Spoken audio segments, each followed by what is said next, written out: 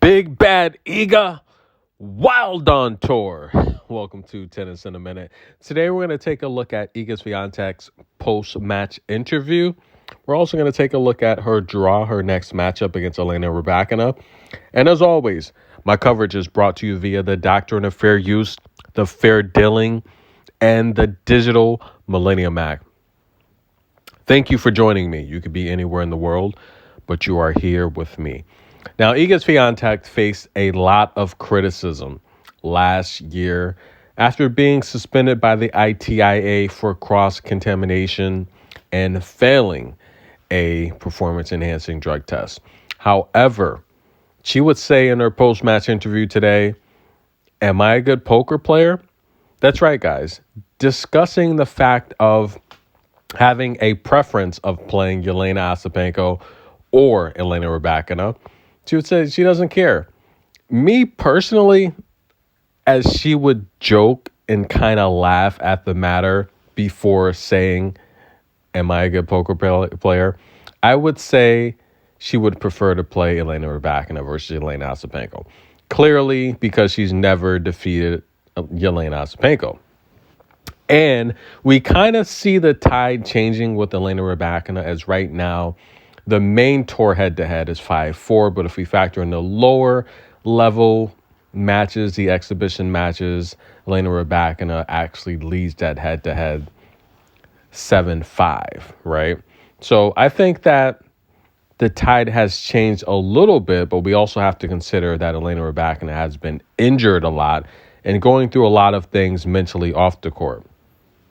But if we talk about the ITIA and the body language expert that examined Iga Swiatek's message to her fans after failing that drug test, the body language expert suggested that Iga's not a good poker player, because that body language expert suggested that Iga Swiatek, it looked as though she was being dishonest, right? Iga's been under a lot of criticism, and Iga said herself she feels that the fans turned on her, right? And just covering Iga for so long, I can tell you at one point, this was a very big channel for Polish fans.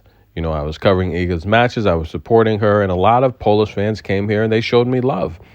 But Iga Swiatek felt that they started to turn against her, right, towards the last year. And Iga stated that if she went through another scandal, she would retire. She would not put herself through that again, as she would further talk about in this post-match interview. The game's not fun. With this grueling schedule, it's not fun. And she only finds most of her joy actually in practice. And I can see why, right? Practice is fun. You're doing what you love. There's no pressure. When we talk about winning on the main tour, right?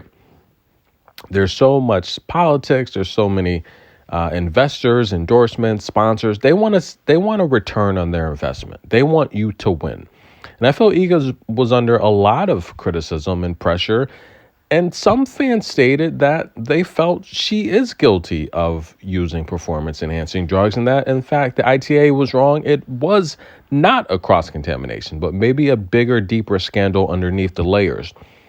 Listen, my opinion is pretty consistent.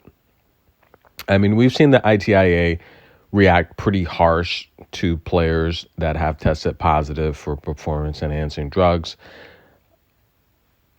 Simona Halep, Nick Kyrgios, a lot of other Hall of Famers felt they treated Iga Swiatek with special treatment. They suspended her, allowed her to resume, then finish the suspension.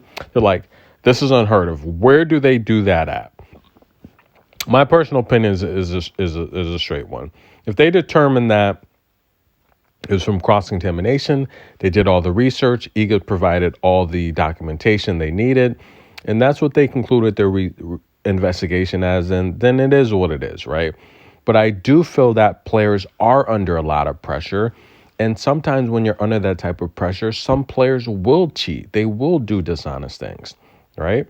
And not that Iga did dishonest things, but a lot of the things she did on the court, we can see.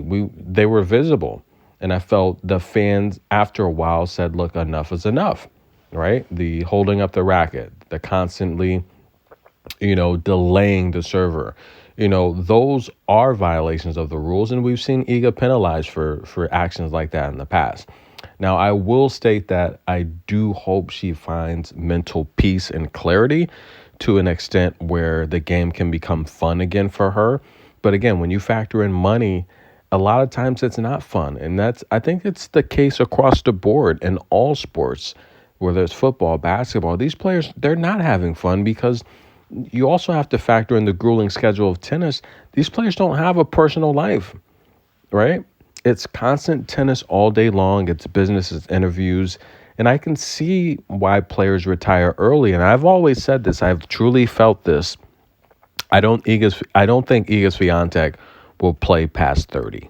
I just don't think so. I see her retiring maybe 29, maybe at 30, around that. I don't see her playing deep into her 30s. I don't think she plays into her 30s at all. And she said if she had to work through another scandal, she would retire. This brings up an interesting discussion because Iga has 5 slams now. I don't think she's going to defend. And in fact, I'll give you a prediction. I think Elena Rybak going to take her to win a set off of Iga Swiatek as a 3-1 underdog. In fact, I think Elena's going to defeat Iga Swiatek tomorrow. That's my personal opinion. I feel that she loves the game, but again, with all the pressure that she's facing, being the face of Polish sports, I think it's overwhelming. I think it's too much. And the discussion was how many slams would Iga Swiatek win? We've talked about this on the channel a lot. A lot of people said they feel she'll win 23 slams, more 24, more than Serena. She's got 5 now, guys. What do we still think that? Do we believe that? I don't know. We're going to have to revisit that discussion because I don't think Iga wins 23 slams. In fact, I don't think she defends this French Open. And I think winning more French Opens in the future might be tough for Iga Swiatek. We have a lot of these young players coming up. They want next, and they're proving that they can hang with these stars. Now, I do think Elena's going to defeat Iga this time around.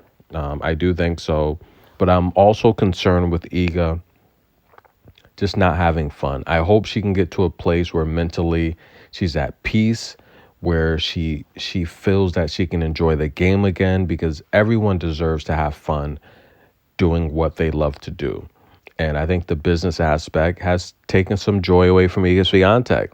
I will also talk about just the topic of performance-enhancing drugs.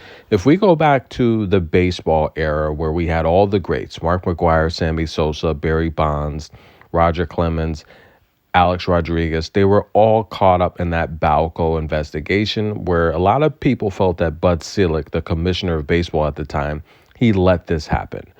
My perspective is kind of a simple one. Now, me as an athlete, I feel if I can't beat someone, I'm not going to cheat.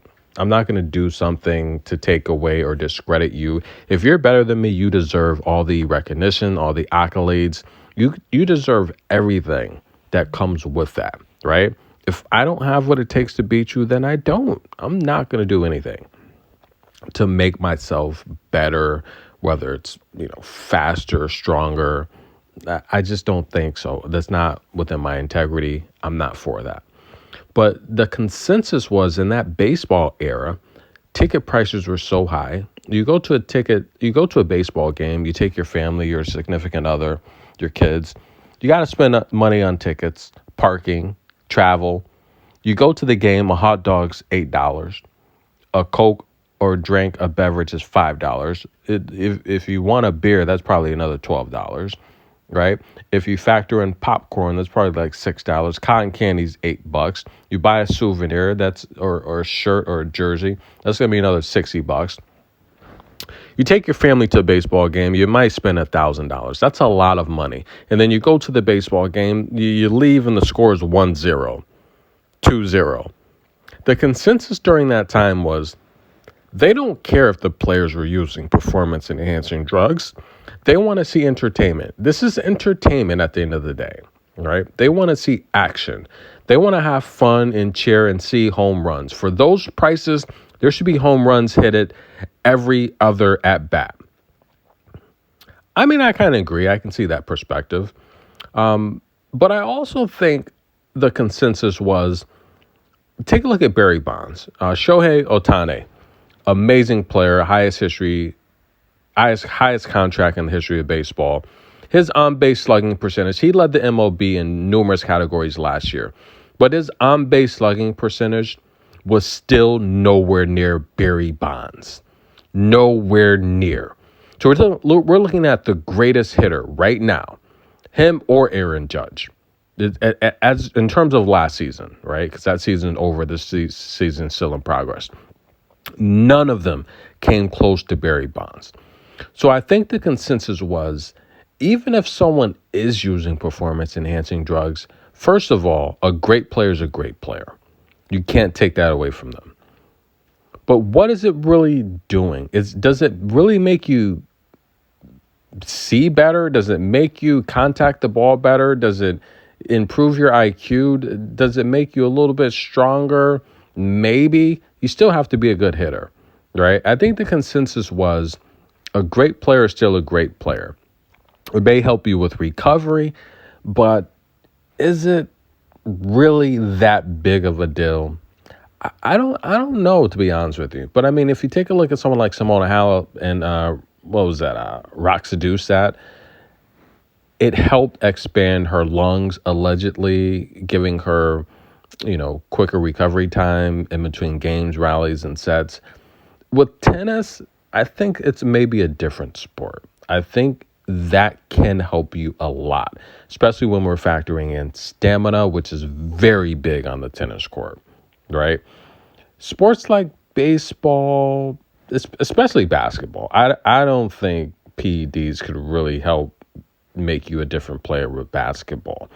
I don't necessarily think so, because basketball is a different type of sport. You have to have accuracy, good form to be a good shooter.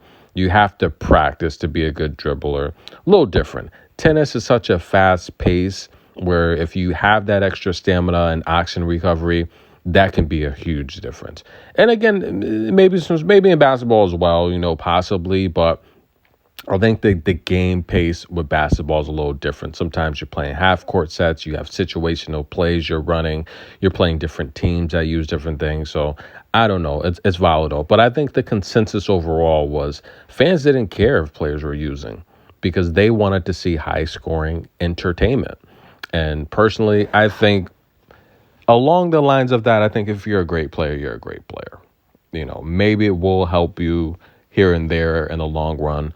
But I think to be great, to get to that level, it's a lot of that is hard work and natural ability. I think Kobe Bryant said it best. If you spend 30 minutes a day for 5 years straight, you can consider yourself a master or expert in that field. And statistics show that a lot.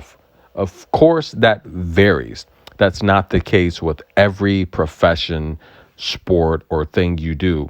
But spending 30 minutes to an hour a day perfecting your craft daily is going to put you ahead of the competition. If your opponent's only practicing an hour a week or 15 minutes a day and you're putting in 30 minutes to an hour per day, that gap's going to widen. And when we talk about great players and expert players and these amazing once-in-a-lifetime generation of players, the Igas, the Cocos, the Serenas, that's what they're doing. They're putting in the work off the court. And that's why I think Iga loves practice so much, because it's a time where you can express yourself and put in the work to know you're getting better.